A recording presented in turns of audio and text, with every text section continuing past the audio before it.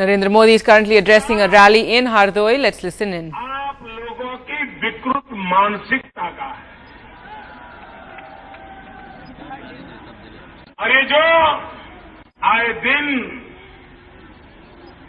मेरी गरीबी की मजाक उड़ा रहे हैं, मेरे बचपन की मजाक उड़ा रहे हैं, वे कान खोल करके सुन ले। हमने चाय बेची है इसका गर्व है, लेकिन हमने देश बेचने का पाप नहीं किया।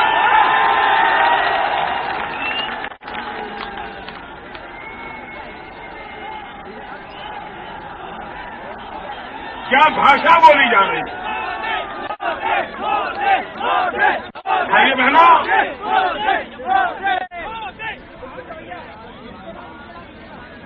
इनके लिए वंशवाद, परिवारवाद और अब तो एक्सटेंडेड फैमिली, जब दामाद तक मामला जा रहा है।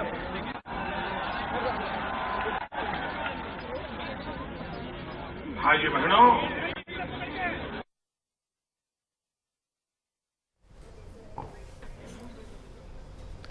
All right, Narendra Modi there speaking in Hardoi. Seems to have been an audio problem. Let's listen in.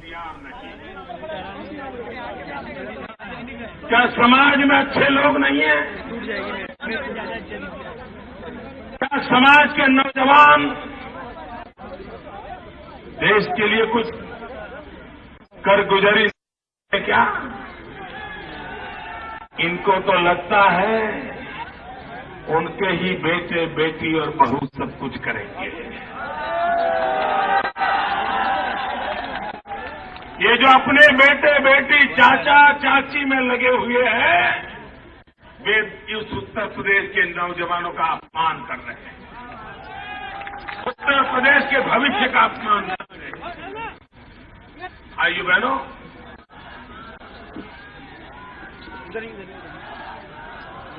जिन लोगों ने ताजमहल नहीं देखा होता है, वे स्पेशली ताजमहल देखने के लिए जाते हैं। जाते कि नहीं जाते हैं? लोग ताजमहल देखने के लिए आते हैं कि नहीं आते हैं? और साथ में कैमरा भी लाते हैं कि नहीं लाते? ताजमहल के साथ फोटो निकालते कि नहीं निकालते? फिर अपने रिश्तेदारों को, दोस्तों को दिखाते हैं, देखो मैं ताजमहल गया था, ये मेरी फोटो है, दिखाते हैं ना। वैसे ही ये हमारे जो राहुल भैया है ना,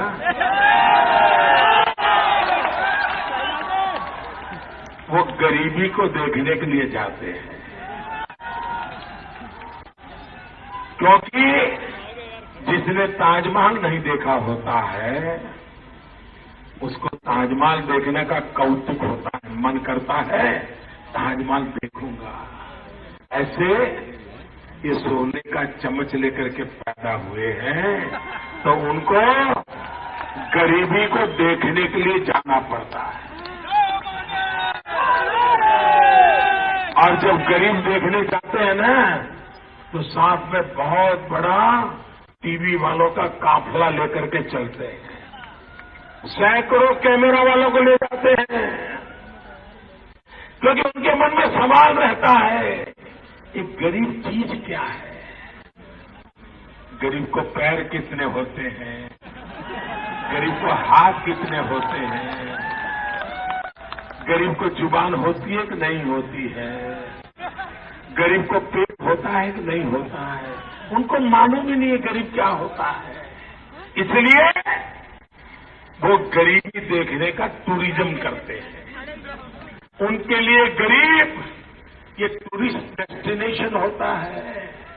और फिर अच्छी फोटो निकले, इसलिए गरीब के बच्चे को गोद लेकर के फोटो निकाल देते हैं।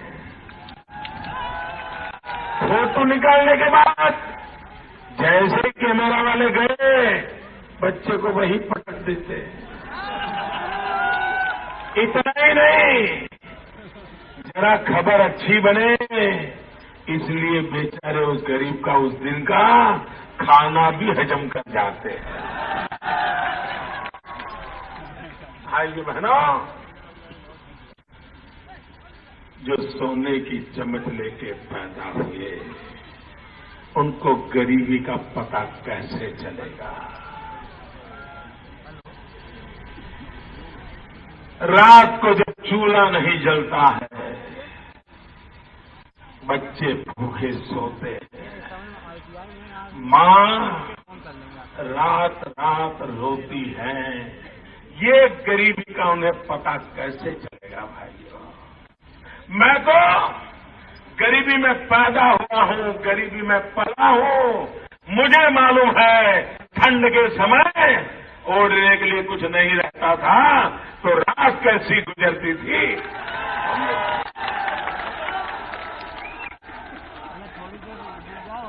रेल के डिब्बे में चाय बेचते थे और किसी को चाय अगर ठंडी मिल जाए तो चाय लेने वाला कितना गुस्सा करता था, मुंह पे कैसे चांटे मार देता था।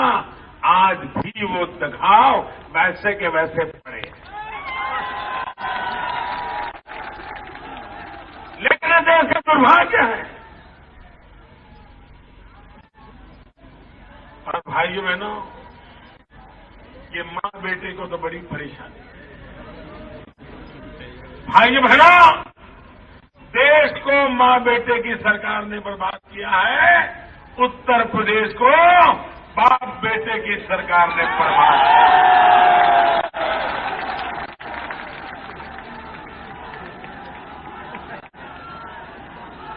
और इसलिए भाइयों बहनों,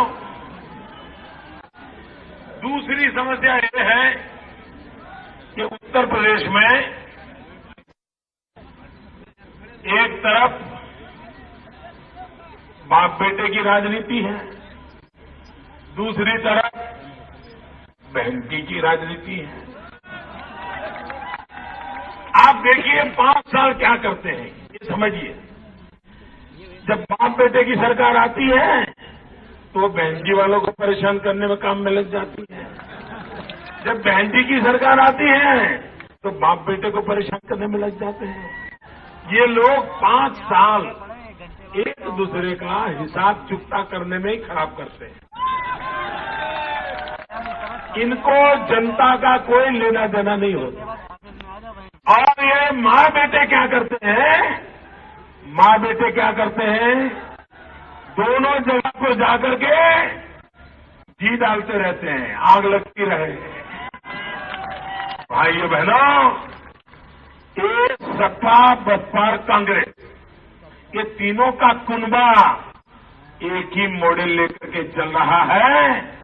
उनको उत्तर प्रदेश की चिंता नहीं है, यहाँ के गरीब की चिंता नहीं है, यहाँ के किसान की चिंता नहीं है। और इसलिए हमारे भाइयों बहनों, बहुत हो चुका है खेल, ये सबका खेल बहुत हो चुका। अब मुझे मौका दीजिए, आपकी सेवा करने का मौका दीजिए। भाइयों बहनों, मैं हैरान हूं, उत्तर प्रदेश में पुलिस वालों के पास जितने हथियार हैं, उससे ज्यादा हथियार यहां नागरिकों को रखना पड़ता है। ये क्या अच्छी स्थिति है क्या, मुझे बताइए भाई। हर किसी को पिस्तौल बंदूक रख करके जीना पड़ता है। जरा यहाँ के सरकारें जवाब दो, आपने क्या हालत बना के रखी है कि लोग यहां भय के नीचे जल रहे हैं, डर रहे हैं। मैं भाइयों बहनों में आपको कहना चाहता हूं, अब वक्त बदल चुका है, ये गुंडागिर्दी से डरने की जरूरत नहीं है, ये दबंगों से डरने की जरूरत नहीं है, ये इनका खेल लंबा चलने वाला नहीं है। और मेरे भाइयों बहनों, मैं आज उत्तर प्रदेश को मेरा इरादा बता देना चाहता हूं। बता दूं भाइयों,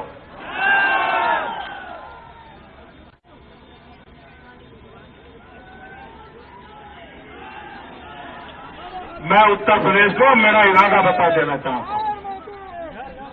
भाइयों बहनों, चुनाव जीत जाऊं हार जाऊं मुझे कभी परवाह नहीं रहती,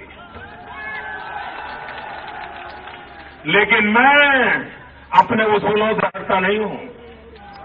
मैंने ठान के रखी है दोस्तों, मैंने ठान के रखी है कि 16 मई को बाद जब चुनाव का नतीजा आएगा, नई सरकार बनेगी। नई सरकार के बाद ये जितने पार्लियामेंट के चुनाव लड़ने वाले लोग हैं, जिन्होंने अपने फॉर्म भरे हैं, उन फॉर्म में उन्होंने लिखा है किसने कितना गुनाह किया है, किस पर कितने केसेस चलते, सब है ना, आता है ना खबरों में। मैं पहला एक कमेटी बनाऊंगा और मैं कहूंगा जो जितने आज जीत हैं, जरा किस किस पर कौन कौन से गुनाह है जरा निकालो।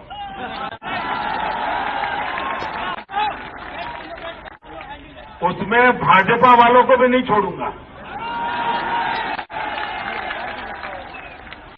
एनडीए वालों को भी नहीं छोड़ूंगा, एक भी को नहीं छोड़ूंगा।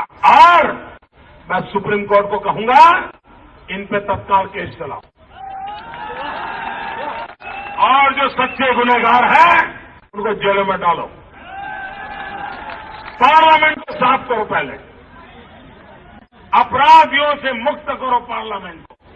ये हो सकता है भाइयों, बताइए हो सकता है कि नहीं हो सकता? आप मुझे आशीर्वाद दीजिए।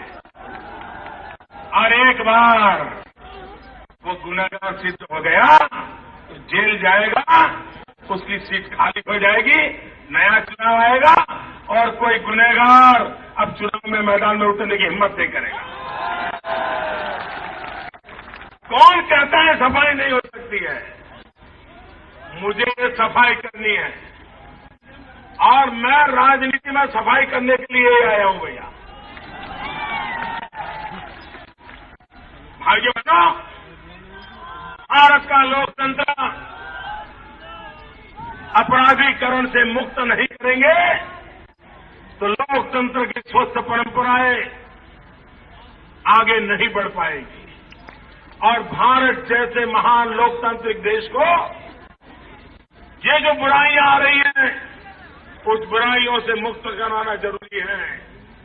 जो लोग खुद अपराधियों के सहारे राजनीति करते हैं, ये इनके बस का रोग नहीं है, वो नहीं कर सकते। भाइयों बहनों, मैं तो मौत को मुट्ठी में लेकर के चलने वाला इंसान हूं और इसलिए मैं कर सकता हूं।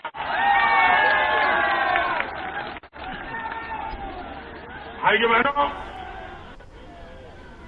ये कांग्रेस पार्टी, ये Sapa, Narendra Modi there at a rally in Hardoi in Uttar Pradesh, attacking UP leaders, speaking out against Mayawati, also speaking out against the Chief Minister Akhilesh Yadav and his father Mulayam Singh.